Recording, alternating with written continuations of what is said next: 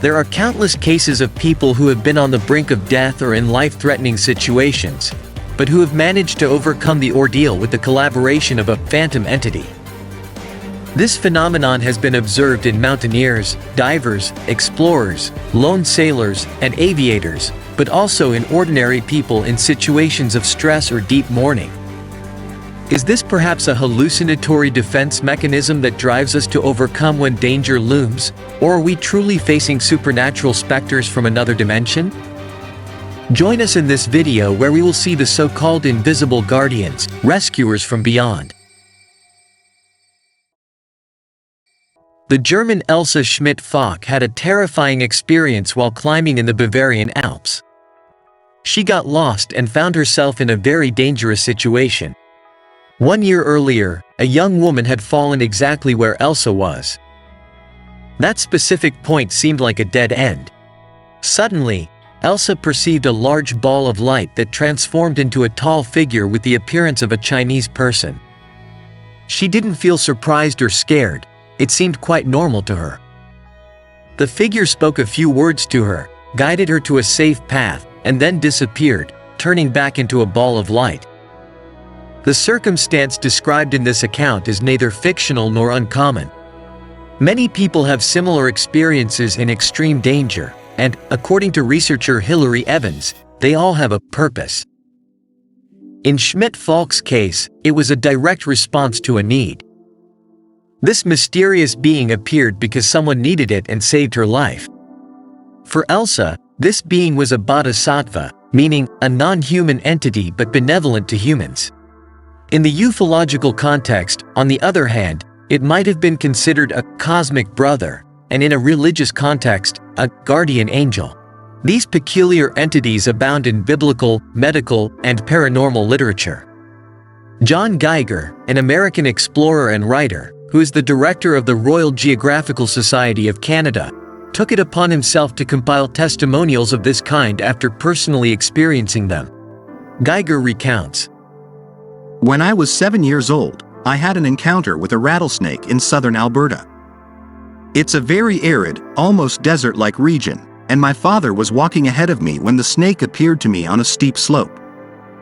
During those terrifying moments, before being rescued by my father, I had the sensation that I was splitting apart and seeing myself from an impossible and different angle.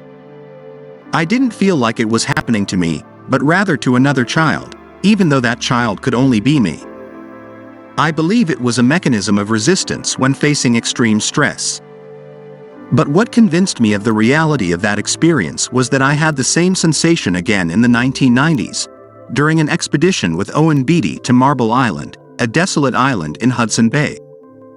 We had gone to investigate the disappearance of the 1719 English expedition led by Captain James Knight, and it rained so much that we were trapped in our tents. I suffered from hypothermia, couldn't stop shivering, and then I had that feeling of seeing myself from an alternative perspective once again." And that's how Geiger began to search for cases of rare mental experiences shared by explorers and other individuals in extreme environments. After collecting numerous cases, he published The Third Man, Ariel, 2009. The success of that book was so great that Geiger began to receive testimonies from ordinary people, telling him that they had been saved from death after receiving a visit from a benevolent entity, which sometimes was invisible and other times not. The witnesses often related this entity as an angel. Although neurologists attribute these cases to the phenomenon they call the sensed presence, and consider it a product of the brain, Geiger refers to it as the angel effect, based on the substantial number of first-hand reports he has received from people who have felt an angelic presence. Because of this, he was encouraged to write his second book, precisely titled The Angel Effect. In the book, he collects the most current scientific theories that, in general, point to the brain's innate capacity to successfully face any situation, no matter how dramatic it may be. One of these cases that is also very famous is the one experienced by Ron DeFrancesco, a World Trade Center worker who was on the 84th floor of the South Tower when the second plane crashed in that fateful accident. He was the last person to leave the building before it collapsed and, according to his story, he was saved by divine intervention when he heard something like, Hey, you can do it. when he didn't know which direction to take to escape from the fire and the smoke around him. But, in addition to a voice, DeFrancesco had the vivid perception of a physical presence grabbing his hand and pulling him out of there. Now, unlike the previous experience, cyclist Kevin Davies didn't occur under life-threatening circumstances but rather due to physical exhaustion and lack of sleep. He himself explains why he came to enjoy that experience. In recent years I have been determined to discover my own limits, and I have started to make increasingly longer and more tiring trips, for example, 300 kilometers in 24 hours without sleeping and then 600 kilometers in 63 hours sleeping only 2 hours. I did a 1,000 kilometers trip in 4.5 days sleeping very little, and another 1,500 kilometers trip in 8.5 days sleeping only 4 or 5 hours.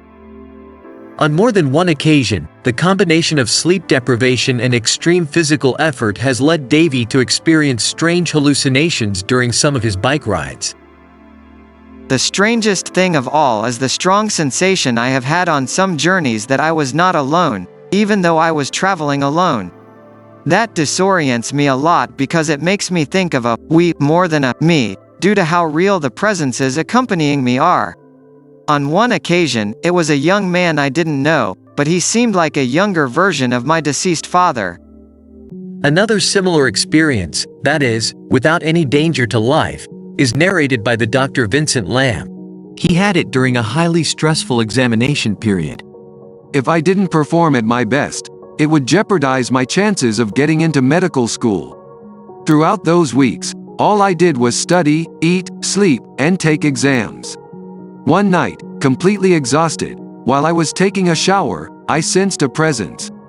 I instantly knew it was a third man, and that he wanted to help me.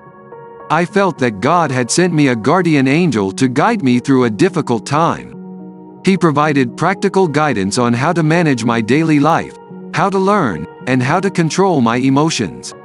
He asked me to have faith. Sometime later, I received very good grades and gained admission to medical school. The visit that Lamb had from that angel occurred during a period of personal crisis, no more extreme than the painful physical circumstances described by many people. But that serves to corroborate what Geiger argues in his book, The Angel Effect, that the perceived presence appears more often than we admit, but not only in extreme situations. It is sufficient that certain circumstances of stress or sensory deprivation occur, as explained by American explorer Anne Bancroft, the first woman to successfully complete a series of challenging expeditions to the Arctic and Antarctica. Bancroft has perceived presences on different occasions during her dangerous expeditions and is very familiar with the experience. When you are in snowy and desolate places for a long time, you experience a significant sensory loss, and that's when the third man syndrome manifests itself. Some people describe it as spirits or a presence that appears when things get very challenging, either physically or emotionally. The most intense experience Bancroft had was while crossing the continent from Queen Maud Land to the American base at McMurdo in Antarctica. As she has described, the terrain was very challenging. She and her companion, the Norwegian mountaineer Liv Arnesen, were hauling sleds weighing 120 kilograms, more than double Bancroft's weight, battling through ice waves, and, to reach the polar plateau, they were forced to climb steep slopes. It was snowing heavily, the wind was fierce, the temperature was below -34 degrees, and, to make matters worse, she suffered a painful sprain. One day, when there were only 4 hours of walking left, I had the sudden sensation of being in the company of another person. I felt them behind my right shoulder, and suddenly, I was overwhelmed by a feeling of well-being, warmth, and strength. It startled me at first, but I embraced the feeling and the sense of their presence. It gave me strength and also great comfort. Unlike the malevolent entities that manifest during sleep paralysis or in severe neurological conditions such as Parkinson's, which often induce a paralyzing sensation of terror, those perceived in the situations we describe are always benign and often angelic. Statistically, angelic visions appear to be more common among those who adhere to the Christian faith or hold spiritual beliefs, but they are also prevalent among agnostic or atheist individuals. In any case, for Geiger, these episodes are evidence of the existence of angels or a cerebral experience that aligns perfectly with what we have always believed about an encounter with the angelic realm. The theories that explain the phenomenon are numerous, ranging from biochemical reactions to misfiring in brain activity. Psychologists often regard these types of experiences as mere hallucinations, but even if that were the case, how do we explain that a mere hallucination can save our lives in an extremely dangerous situation? In the case of Elsa Schmidt-Fock, which we presented at the beginning, Evans raises the following question. If we answer that the entity was a hallucinogenic creation that the subconscious mind of the protagonist fabricated as a result of the experienced fear, that leaves the question unanswered. How did her subconscious mind know the correct path to exit the mountain? The most plausible answer is that he knew the way well. The fear he felt made him forget it. But his subconscious mind offered him a way out by creating an illusion to nullify his panic. A few decades ago, the possibility of a saving, mental recreation of these characteristics would have been rejected by neurologists, who did not accept that the mind could go beyond certain limits. But nowadays, many are already talking about alternative mental processes, especially in situations like the ones we discussed. The brain is in a situation prone to inducing alternate states of consciousness. If physical fatigue due to continuous motor activity is added to this, the potential for multisensory motor errors to occur increases. Explains the neurologist Olaf Blank.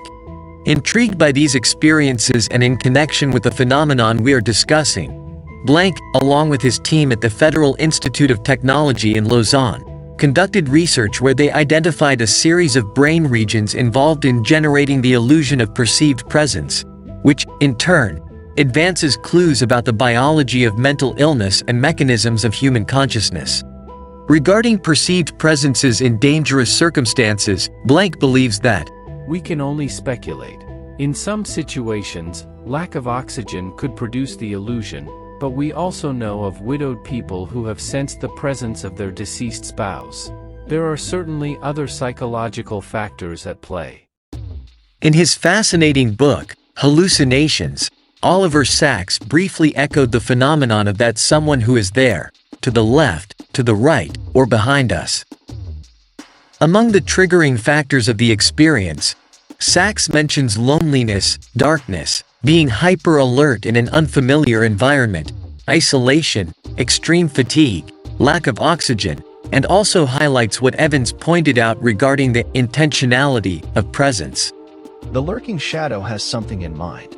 It's this sense of intentionality that either makes our hair stand on end or, conversely, gives us the sweet serenity of feeling protected. Despite research, to what extent does science have the ultimate answers for this phenomenon? There is an impression that, unlike near-death experiences, not only has it been silenced for too long, but it seems to have been relegated to the realm of the paranormal. The spiritual dimension it involves may be at the root of this silence, but, nonetheless, it appears that only neurology can shed some light on it. There is much evidence pointing to a neurological origin, as it has been possible to evoke a presence in a laboratory through electrical stimulation. The question is how this power is evoked in extreme survival environments, how people can activate this mechanism that is essential for survival. There are so many cases of people who have shared their experiences with the third man that it is impossible to silence it. Geiger believes that the angel effect takes into account all theories, from the belief of some psychologists that it is a product of individual expectations to the idea that presence is the result of absence. Another more suggestive theory about this phenomenon suggests that it may be the consequence of an innate survival mechanism that alerts us to threats. However, there is no conclusive evidence that this is the case. In fact, at present, it cannot be proven to have an organic basis. Perhaps it is more a matter of faith. I had never paid much attention to angels before starting to investigate this phenomenon. But now I am convinced that these experiences are very real, and I believe that when people talk about angels, they should take them more seriously, Geiger concludes. Ultimately, what is important is that the perceived presence is experienced as a real and powerful force that drives us to overcome seemingly insurmountable dangers. Truly, we are all taking care of one of these beings, or it's simply creations of our mind. With this, we conclude the video. Don't forget to subscribe and give it a like to the video to continue uploading amazing and mysterious content. Until next time.